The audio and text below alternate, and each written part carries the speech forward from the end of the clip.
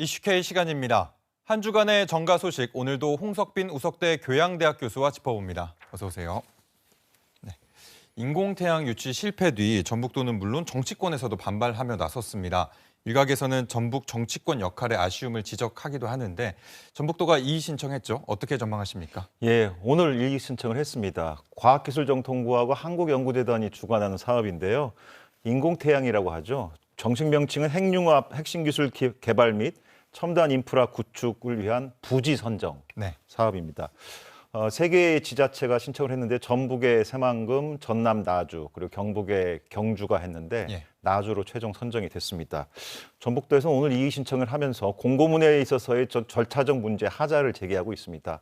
공고문에 명시되어 있기를 부지를 무상으로 또는 유상으로 증여할 수 있는 것을 우선 협상 지역으로 한다라고 명시가 되어 있는데 그 요건을 갖춘 전북도를 제외하고 그 요건을 불충분하게 구비한 나주를 선정했다는 이의를 제기한 거거든요. 실제 나주 선정 지역을 보면은 전체 부지 중에 약 85%가 개인 땅들입니다. 개인의 민가라든가 묘지 이런 땅이어서 실제 특별법을 만들지 않고서는 바로 정부한테 토지 소유권 이전할 수가 없는 것이거든요. 이런 문제. 그리고 실사단이 현장에 와가지고 평가위원들이 와서 보고 현장 실사를 했어야 되는데 그들은 오지 않고 이제 실무진만 와가지고 현장 실사를 하는 등 여러 가지 절차적 하자가 있다라고 이제 했고 그래서 이의 신청을 했고요.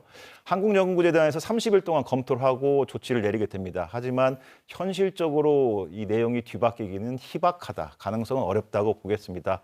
앞으로도 국책 과제가 계속 나올 텐데 이번 사례를 교훈 삼아서 중장기적으로 전북도가 해야 될 여러 가지 사업들을 관련해서 검토를 해야 될 것으로 보고요. 또 그 가운데서 물론 정치권과 전북도 지자체의 어떤 행정력 이런 것들이 잘 뒷받침돼야 될 것으로 생각합니다. 네, 지방선거 이야기도 해보죠. 더불어민주당이 지방선거 공천 기준안을 내놨는데 전북 정치권에서 우려의 목소리가 나오고 있습니다. 어떤 내용입니까? 예, 정청래 대표 체제가 출범하면서 당원 주권주의 정당을 표방을 했죠. 기존에는 이 권리당원이 일이 한 표를 행사하고 대의원 같은 경우에는 17표, 그러니까 한 사람의 대의원이 17명의 권리당원 비중을 차지했거든요. 이걸 1대1로 균등하게 등가성을 맞추자. 그래서 당원 주권, 당원이 중심이 되는 정당을 표방하는 게 정청래 대표의 당시 대표 출마 공약이었고 그걸 기반으로 해서 이제 대표가 됐습니다. 내년 8월까지가 임기인데 요거 관련해서 지금 오늘 민주당 중앙당사에서 이 제도 개선안에 대한 토론회가 있었거든요. 아주 시끄러웠습니다. 거의 진행이 어려울 정도로 시끄러웠는데 지금 호남 같은 경우는 민주당 아성의 텃밭이고 또 대구, 경북, 부산, 부울경, 소위 뭐 TK, PK는 상대적으로 약세 지역이지 않습니까? 그런 차이점들이 반영되지 않았다라는 문제 제기부터 해서 호남은 되어 있는데 영남이나 대구, 경북은 과소대표 있다. 이런 제도적 보완이 필요하다. 다만 이제 지금 일정상 오는 금요일 12월 5일 중앙위원회에서 이 안을 올려서 의결을 최종하기로 돼 있는데 지금 이런 당내외적인 여러 가지 문제 제기 또 국회의원들 사이에서도 지역구에 따라가지고 여러 가지 이해관계가 상충하면서 이것을 지금 연기를 해야 되는 거 아니냐. 그래서 그런 민주당 내 굉장히 지금 시끄러운 상황이고요. 우리 전북도 같은 경우도 이제 아무래도 민주당 일당 독점 체제의 강성 지역이기 때문에 이 1대1 당원 주권 제도가 향후 지방선거에서 미칠 영향이 굉장히 크지요. 특히나 이제 강성 지지층 또 조직선거 이런 것들이 구동됨에 따라 가지고 향후 이 권리당원 중심의 이 제도 개선안이 내년 지방선거에 과연 어떤 영향을 미칠지가 지금 귀추가 주목되고 있습니다. 네, 전북은 사실상 민주당 공천이 본선이라는 말이 나올 정도이지 않습니까? 그만큼 공천 기준에 관심이 큰데요. 이번 공천 기준안이 그대로 이제 통과가 된다면 어떤 후보에게 유리해지는 겁니까? 예, 1대1 권리당원인데 1인 1표인데요. 몇 가지 이제 그 선거의 형식에 따라가 좀 다릅니다. 먼저 그 자치단체장 같은 경우에 이제 예비 경선을 할 경우에는 전체 100% 권리당원 경선을 하게끔 돼 있고요. 그다음에 본 경선에서는 권리당원 50%, 국민 경선 50%. 그리고 소위 비례대표라고 해가지고 전문성을 중심으로 해서 뽑는 의원들 같은 경우, 지방 의원들 같은 경우는 그간 전문성과 직종에 따라서 뽑았는데 이들에 대해서도 100% 권리당원 선거를 하겠다는 겁니다. 따라서 비례대표 같은 경우에 지금까지는 굳이 현장에서 선거운동을 할 필요성이 크게 없었는데 100% 권리당원 선거를 하게 되면은 마치 지역구 의원들이 선거를 하듯이 유세차도 있어야 되고 홍보물도 발휘해야 되고 해서 과다한 선거 비용 지출 문제가 생기게 되고요.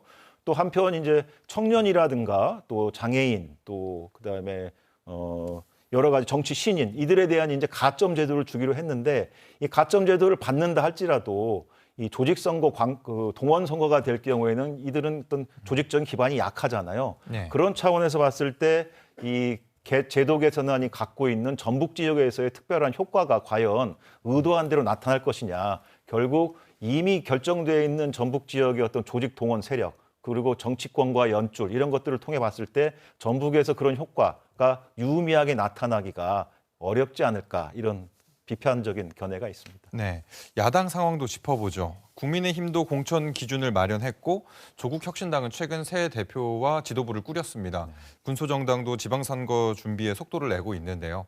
이번 지방선거에서 전북 야당의 상황은 어떻게 분석하십니까? 예, 내일 모레가 이제 계엄 1주년이 되면서 지금 여야 간에 뭐 계엄을 두고 사과를 하나 마나 이런 여러 가지 이제 정쟁이 있는데요. 그 연장선상에서 내년 6월 3일에 있을 지방선거에서 우리 전북에서도 민주당 독재 체제에 도전하는 조국혁신당 그리고 국민의힘 그다음에 정의당, 진보당 등 이런 군소 정당들이 있죠. 무엇보다도 조국혁신당 같은 경우에는 지난 총선에서 비례대표 득표율, 정당 득표율이 45%였어요. 당시에 민주당이 37%였습니다. 압도적으로 승리를 해가지고 12석이라는 그 원내 3당이 됐지 않습니까? 다만 최근에 조국혁신당 지지율을 보면은 전국 지지율은 약 한 3%, 호남권 지지율은 한 5 내지 6% 정도밖에 안 됩니다. 굉장히 급전직하 떨어져 있는 상태인데 결국에는 단체장 선거에서는 큰 유의미한 성과를 당장은 못 내더라도 광역 및 기초단체 의원 선거에서는 조국혁신당이 민주당과 일합을 겨루겠다 이런 상황인데요. 핵심은 결국 어떤 인물들을 중심으로 낼 것인가가 중요하겠습니다. 국민의힘은 뭐 여전히 사실 지금 어려운 상황에 처해 있죠. 따라서 인물난이고요. 그러다 보니까 입지자들도 별로 없습니다. 그래서 악순환인 상황이고요. 이제 진보당과 정의당 같은 경우에는 그동안 조국혁신당이 등장하기 전까지는 민주당에 대한 대항마로서 역할을 충실해 왔는데 조국혁신당 등장 이후에 사실은 민주당과 조국혁신당 사이에 끼어 있는 샌드위치 형태 지금 형상이 됐거든요. 따라서 이 국민의힘, 그다음에 민주당, 진보당, 그다음에 정의당 같은 경우는 결국 어떤 인물을 발굴해서 내세울 거냐 굉장히 중요하다고 보겠고요. 조국혁신당 또한 단체장과 또 기초 광역의원에 있어서 민주당의 인물들을 압도할 수 있는 새로운 대항마, 그러니까 정책적이든 정치력이든 그런 인물들을 어떻게 발굴하느냐가 내년 지방선거의 관전 포인트가 될 것으로 생각합니다. 네, 오늘은 여기까지 듣겠습니다. 고맙습니다.